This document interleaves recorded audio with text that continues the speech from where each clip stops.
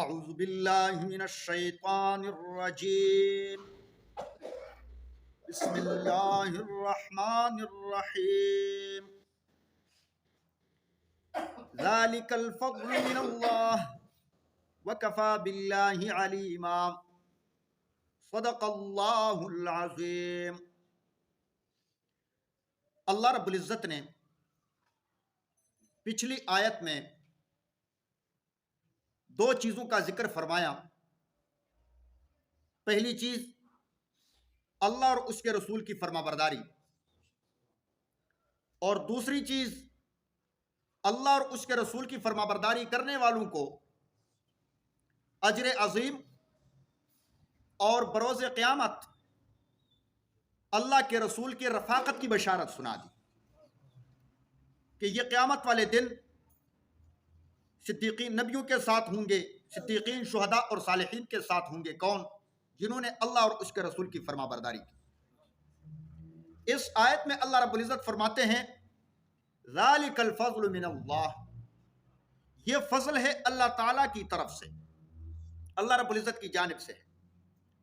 یاد رکھو، جناب رسول اللہ صلی اللہ علیہ وسلم کی اطاعت اور آپ علیہ الصلوۃ والسلام کی محبت، یہ بھی اللہ رب العزت کی جانب سے عطا ہے۔ خوش قسمت لوگوں کو اللہ رب العزت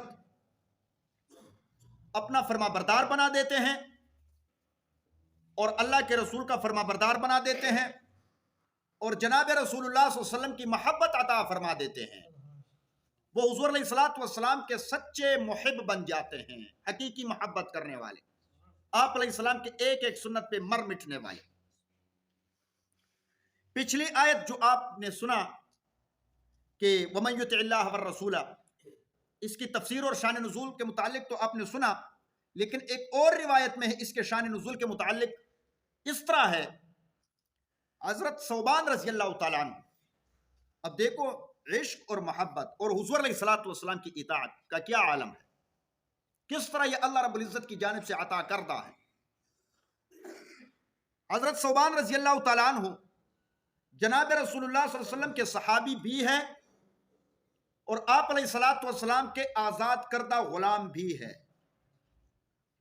ایک مرتبہ جناب رسول اللہ صلی اللہ علیہ وسلم کی خدمت عالیہ میں حاضر ہوتے ہیں، انتہائی کمزور ہے، جسم کے اعتبار سے کیا ہے، کمزور ہو چکے ہیں، یعنی پہلے جو اس کی حالت تھی وہ نہیں تھی، کمزور ہو چکے تھے۔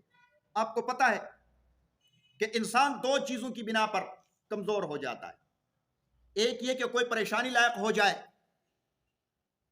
اس پریشانی کے بارے میں اس کوئی سرگردانی ہو، سوچتے سوچتے تو پھر انسان کمزور ہو جاتا ہے، یا جسم میں کوئی بیماری لائق ہو جاتی ہے تو پھر بندہ کیا ہو جاتا ہے، کمزور ہو جاتا ہے۔ انتہائی کمزوری کے عالم میں حضور علیہ السلام کی خدمت عالیہ میں حاضر ہوتے ہیں، اور حضرت ثوبان رضی اللہ تعالیٰ عنہ کی چہرے مبارک پہ پریشانی اور غم کے آثار نمایاں ہیں۔ حضور علیہ الصلوۃ والسلام نے جب دیکھا، پوچھا کہ ثوبان، آپ کی یہ حالت کیوں ہے، کیوں اس قدر کمزور ہو چکے ہو، پریشان ہو، کیا وجہ ہے؟ حضرت ثوبان رضی اللہ تعالیٰ عنہ نے فرمایا کہ نہ مجھے کوئی پریشانی لائق ہے، دنیا کے اعتبار سے حالات بالکل ٹھیک ہے، اور نہ میں بیمار ہوں، تو پھر کمزور کیوں ہوئے ہو، یہ حالت کیوں بنا رکھی ہے، پریشان کیوں ہو، کیا پریشانی ہے؟ تو حضرت ثوبان رضی اللہ تعالیٰ عنہ نے فرمایا کہ میں دنیا کے حوالے سے ہر اعتبار سے ٹھیک ہوں، لیکن آخرت کے معاملے میں سوچتا رہتا ہوں۔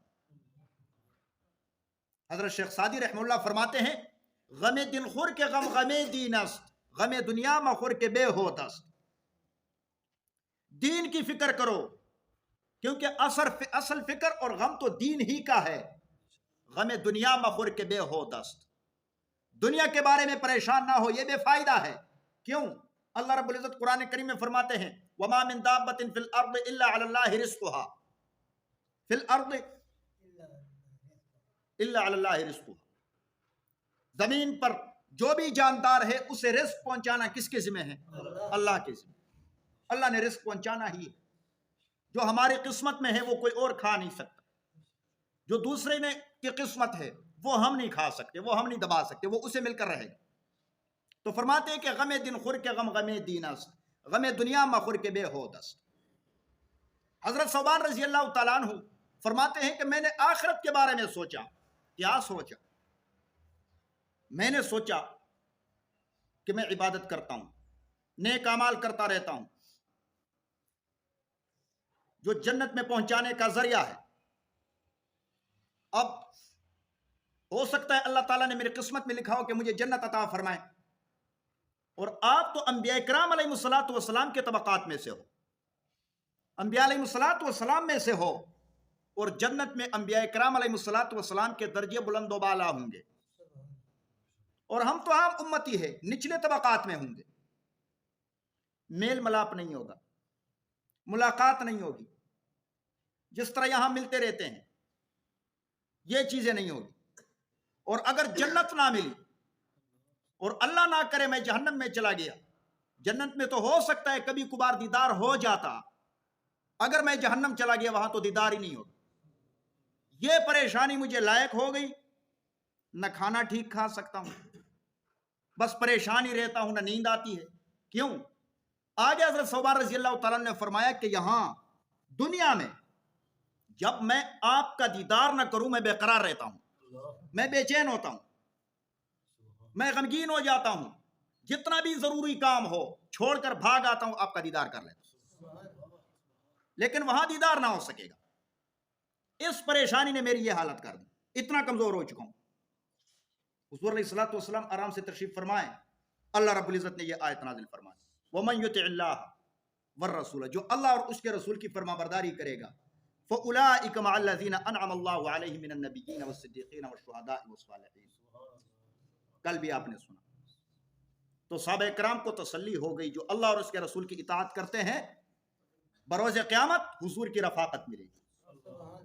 اللہ رب العزت فرماتے ہیں کہ یہ اس طرح، یعنی حضور علیہ السلام اللہ اور اس کے رسول کی فرما برداری، ایک تفسیر میں لکھا ہے مفتی محمد شفیع صاحب فرماتے ہیں کہ عبادت کرنے والے، اطاعت کرنے والے، حق تو یہ تھا کہ اسی کے مطابق انہیں اجر اور صلہ دیا جاتا، لیکن ان کو انبیاء کا رفیق بنا دینا یہ اللہ رب العزت کی جانب سے زائد فضل ہے، بطور انعام دیا جا رہا ہے۔